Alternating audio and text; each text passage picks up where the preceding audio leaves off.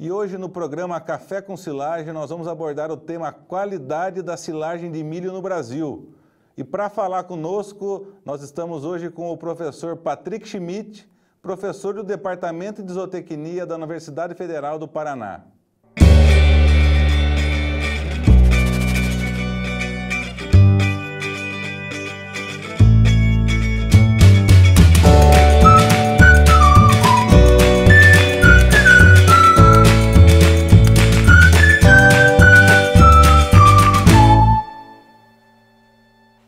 Professor Patrick Schmidt, queria agradecer a sua presença aqui no nosso programa Café com Silagem, né, e hoje aqui juntamente com o Glauber, para a gente comentar aí sobre qualidade da silagem de milho no Brasil. Professor, obrigado pela sua presença aqui no nosso programa. Obrigado, Rafael, eu que agradeço, é um prazer estar aqui colaborando com vocês. Professor, iniciando a nossa entrevista, eu queria comentar e que, na verdade, eu queria que o senhor abordasse um pouco sobre o trabalho que vocês realizaram, sobre a avaliação da qualidade de silagem de milho. Como que foi esse trabalho, professor? Rafael, a ideia inicial desse trabalho vem da nossa experiência de muitos anos, vendo resultados muito variáveis quando se usa silagem de milho. A partir desse ponto de partida, silagem é um alimento variável, a gente quis quantificar qual o tamanho dessa variação para esse mesmo alimento nas diferentes propriedades do Brasil. Então, esse trabalho a gente visitou 109 fazendas em 5 diferentes regiões do Brasil. 2 bacias leiteiras aqui no estado do Paraná, a bacia de Castro e de Toledo, toda a região oeste de Santa Catarina, toda a região sudeste do estado de Goiás e todo o sul de Minas. Visitamos essas fazendas e coletamos 327 amostras de silagem de milho, as propriedades que estavam. Dessas amostras, a gente avaliou um conjunto de 45 variáveis para tentar quantificar o quão variável pode ser esse alimento. E os resultados foram muito marcantes. Realmente, o nome que a gente dá, silagem de milho, pode ser desde um alimento excelente, muito bom, até um alimento muito ruim, de péssima qualidade. Então, para a gente ficou bem claro que essa variabilidade ela é muito grande entre as fazendas do Brasil. Muito interessante, professor, a sua pesquisa, né? Muitas regiões importantes aí nas bacias leiteiras, né? E aí, professor, dessas 327 amostras que vocês coletaram, conta pra gente um pouquinho qual que foi a variação entre essas amostras. Foi muito grande, foi pequena? A gente chegou a ter variações de mais de 900% entre os parâmetros. Então, eu encontrei desde silagens com 3% de proteína, né, um valor muito baixo, até silagens com quase 11% de proteína bruta, excessivamente alto. Isso foi verdade para todos os parâmetros. Silagens muito úmidas, com cerca de 19% de matéria seca, até silagens excessivamente secas, mais de 45% de matéria seca, silagens com teor de FDN de 36%, a silagem menor teor de fibra que a gente encontrou, até silagens excessivamente fibrosas, com teor de FDN de 76%. Então, para todos os parâmetros, a variabilidade foi muito grande. Fez um fator interessante, é que os valores médios, eu fiz a média de essas amostras, eles indicaram silagens de qualidade boa. Então, a gente pode afirmar que, em média, no Brasil, as silagens são boas, mas a grande variabilidade é o que me chama atenção. Algumas silagens excelentes, outras silagens de péssima qualidade. Professor, é interessante essa informação de variabilidade, né? Apesar do nosso país, né, ele ser de grandes extensões, essa variabilidade elevadíssima, como o senhor abordou aí, valores chegando até 900% de diferença, são valores que são muito variáveis, podendo dizer assim.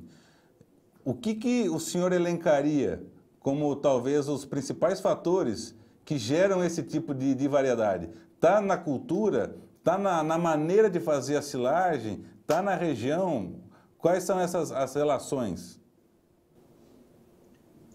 Rafael, essas variações, elas ocorrem de uma soma de fatores, né? A gente sabe que o processo de ensilagem, né, todo o processo, desde a escolha do híbrido que eu vou plantar até o momento de fornecer a silagem para o animal, está sujeito a perdas.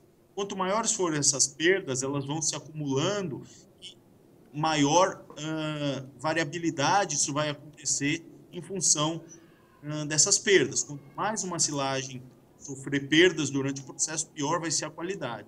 Então, vai desde um manejo inadequado da cultura do milho, que tem influência da adubação, que tem influência dos tratos culturais, da determinação do ponto certo de colheita, até todo o processo de ensilagem. Então, em função da picagem desse material, da compactação que é feito, da vedação, muitas vezes inadequada, que compromete muito o valor nutritivo, e o uso lá da silagem lá na frente. A forma como essa silagem é retirada, o tempo que essa silagem permanece exposta ao ar antes de ser fornecida para o animal, tudo isso vai comprometer a qualidade. Então, a pessoa que consegue competência de fazer muito bem essas etapas, certamente vai ter uma silagem de excelente qualidade. Quem não controlar, quem não conhecer a fundo e não tiver ações para evitar que essas perdas ocorrem, invariavelmente vai trabalhar com material de baixa qualidade. Professor, e com relação ao desempenho dos animais, vocês chegaram a coletar alguns dados? Teria alguma simulação, extrapolação em função dessa variação do alimento? E esses dados de pesquisa já estão publicados, estão disponíveis? Como a gente faz para ter acesso a eles? Boa pergunta.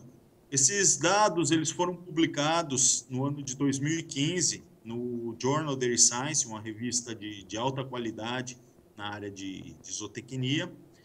E essas informações a gente tem trabalhado muito para ajudar os produtores e orientar os produtores em relação à qualidade das silagens que cada um deles está usando na fazenda.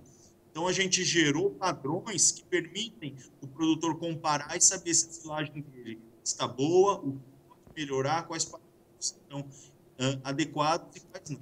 Para vocês terem uma ideia, quando eu fiz algumas simulações comparando dietas com a melhor silagem que a gente avaliou no Brasil com a pior silagem. Por exemplo, eu formulando uma ração para gado de corte em confinamento, usando 25% de silagem de milho na dieta e 75% de concentrado. Eu tenho ganho de peso estimado para um animal de 14 arrobas de 1,820 kg por dia, consumindo a melhor silagem.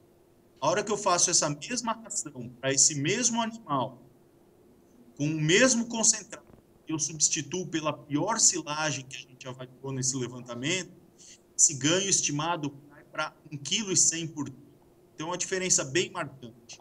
Quando eu fiz essa simulação para gado de leite, a gente tem uma diferença de 17 litros de leite por dia de queda na produção, quando eu substituo uma dieta com a melhor silagem pela pior silagem.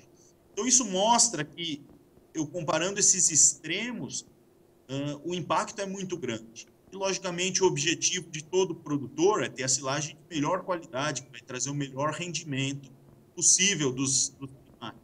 O como fazer vai ter cuidado que a gente mencionou nessas etapas para evitar as perdas e, basicamente, o que eu costumo falar, o capricho do produtor. A silagem não tem segredo, precisa é capricho, fazer bem feito cada uma das etapas para, sim, assegurar uma alta qualidade desse material. Excelente, professor.